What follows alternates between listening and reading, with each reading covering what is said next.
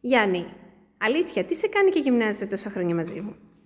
Τι να πω ρε Χριστίνα, για τη μεθοδικότητά σου, για τη συνέπειά σου, για την υπομονή σου, για τις γνώσεις σου, όσο για την ευαισθησία σου, φαίνεται. Ευχαριστώ. Μέρη, γιατί γυμνάζεσαι μαζί μου? Γιατί γυμνάζομαι μαζί σου, Ναι. γιατί είσαι φοβερή προπονήτρια, Ναι. γιατί έχεις κέφι, Ναι. έχεις όρεξη, Ναι. έχεις διάθεση, Ναι. ξέρεις τα πάντα για το ανθρώπινο σώμα, μας ανεβάζεις και μας έχεις κάνει fit. Τρελαίνομαι. Ευχαριστώ. Βρε Σταμάτη, αλήθεια, γιατί γυμνάζεσαι μαζί μου?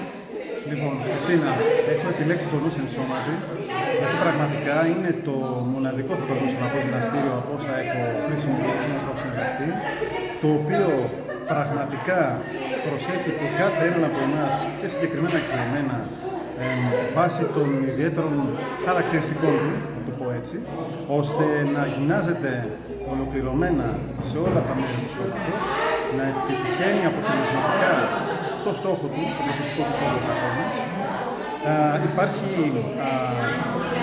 υπέρμετρος επαγγελματισμός, πάρα πολύ καλό περιβάλλον και γενικά ένα ζεστό κλίμα, ανθρώπινο, ευχάριστο, με προώθηση πάντα του ευζήν, της καλής διατροφής, της καλής γυμναστικής, ώστε να έχουμε μακροζωία και ό,τι καλύτερο για εμάς όλους. Ευχαριστούμε πάρα πολύ και ελπίζουμε να σε ακούσαμε με όλο αυτό που γινόταν από πίσω.